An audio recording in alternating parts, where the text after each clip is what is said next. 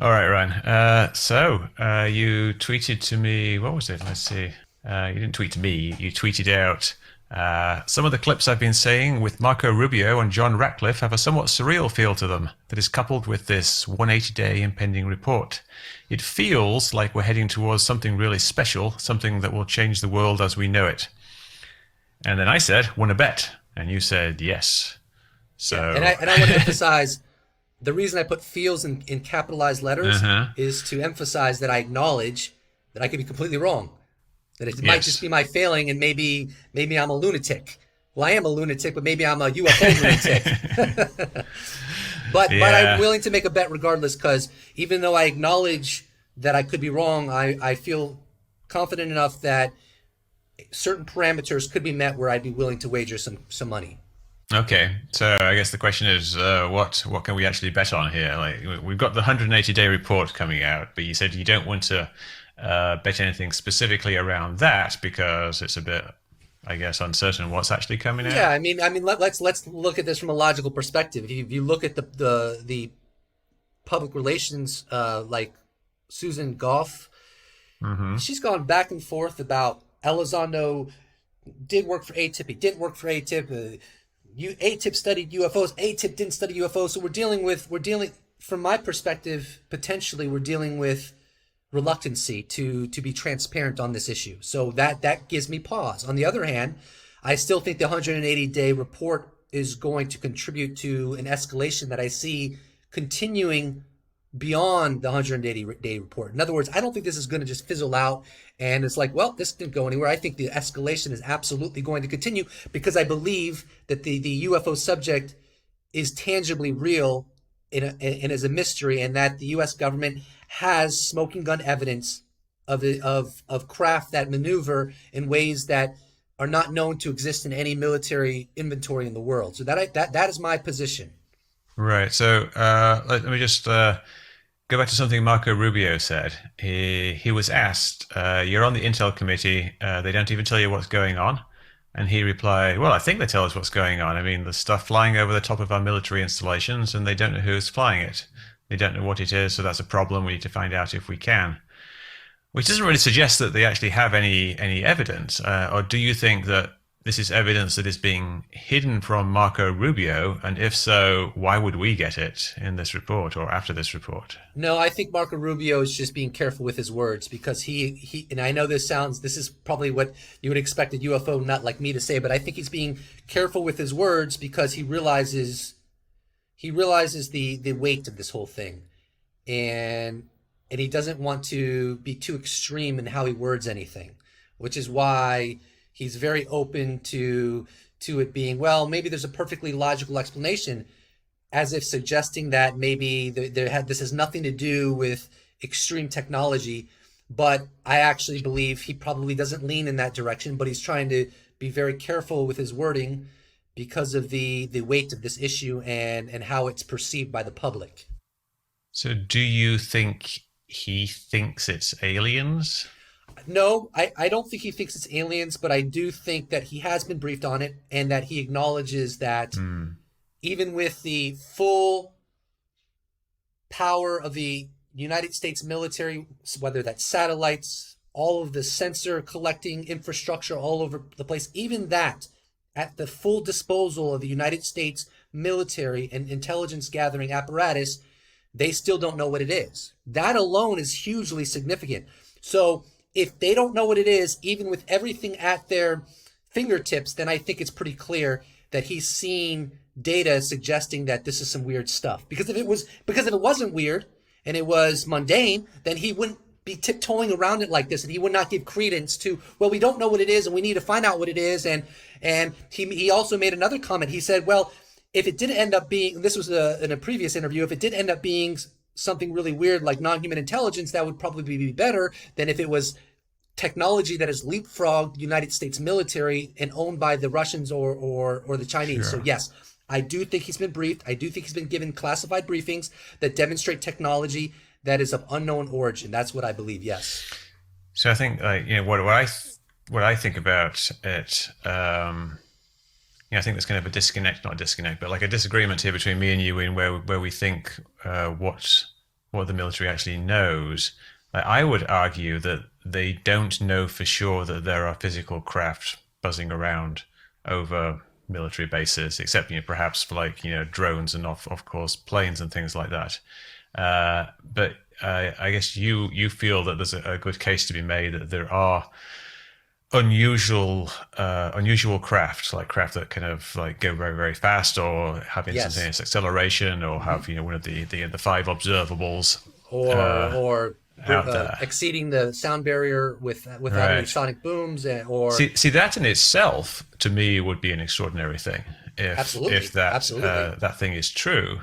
And yet, you feel, I guess, that that's kind of already proven to be the case. Well, now now granted, I can't prove my position, right? So my position is a matter of belief. It's certainly not a Right.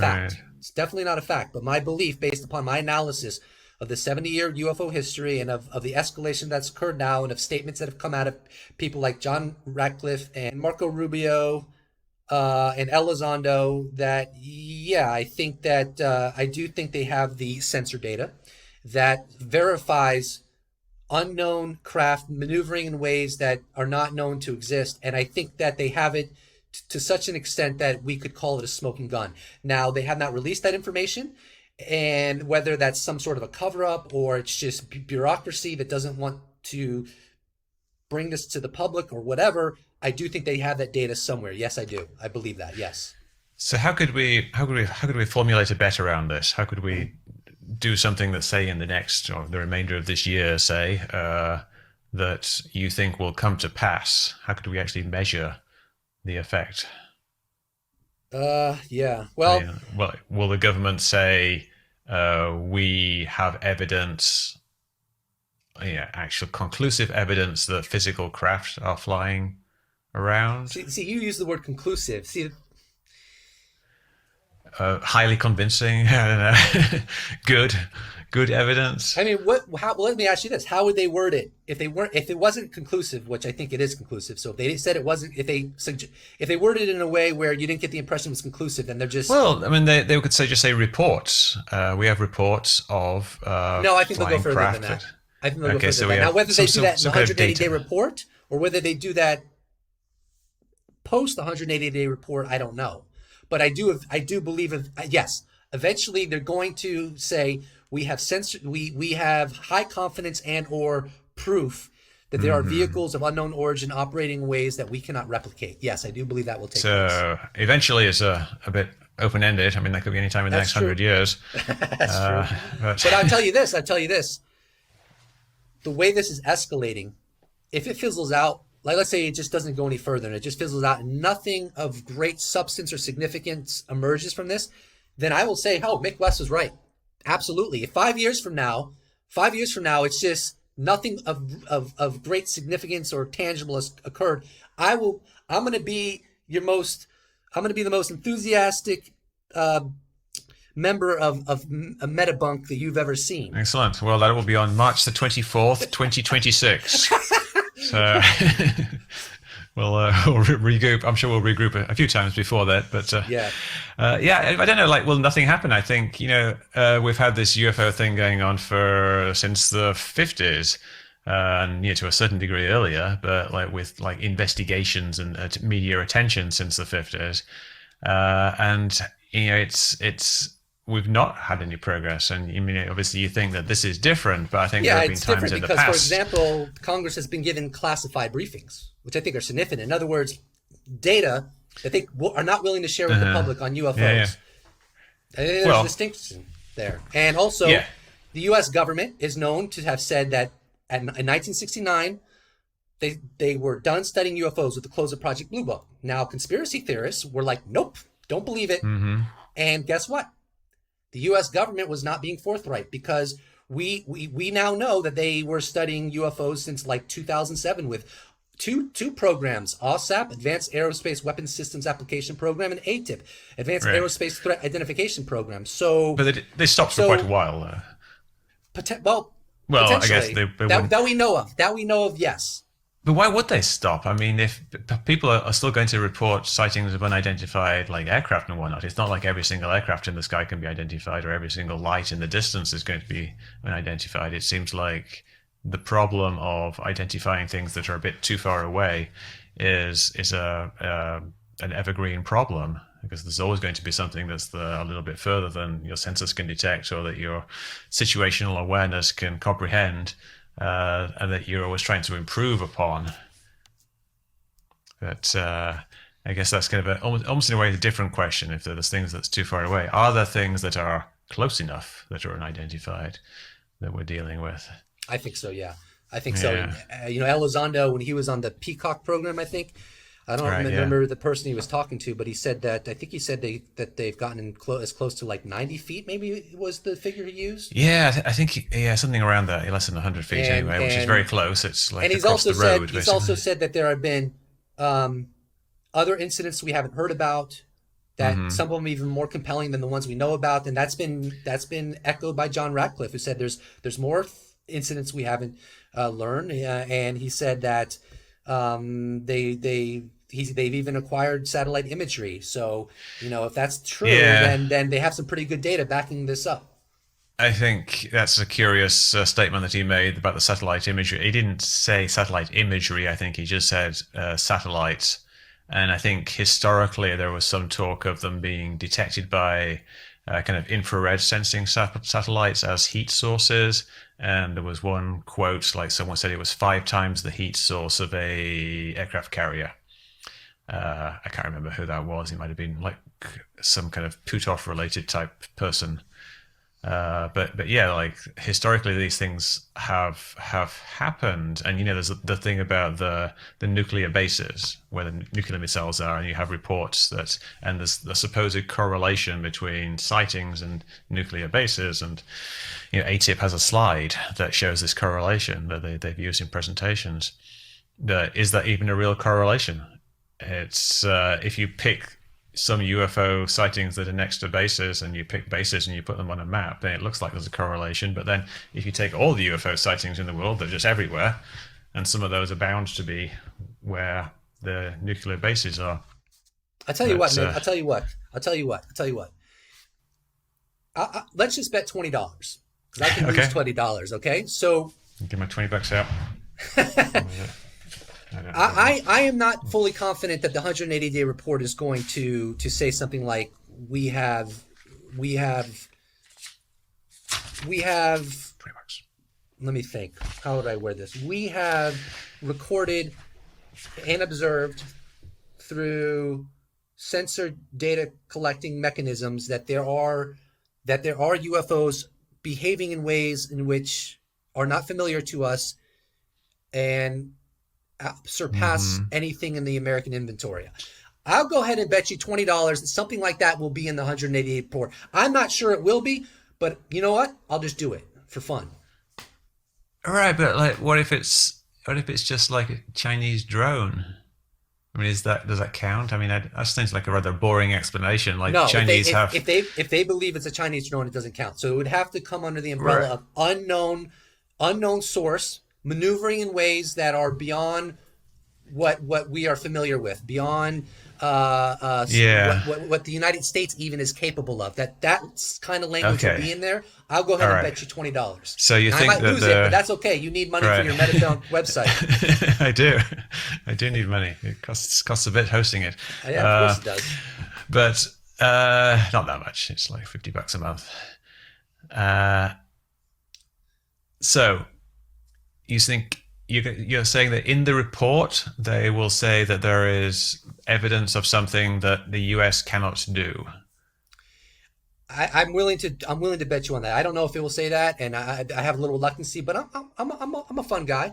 I'll put a little Okay. $20 All on right. that. Yeah, yeah. And What if it's all right? and here's the thing. If they don't do that, then John Ratcliffe maybe was a little misleading, because he said Yeah. that they're going to declass. He's going to talk. He's going to be able to talk a little bit more about this when they declassify.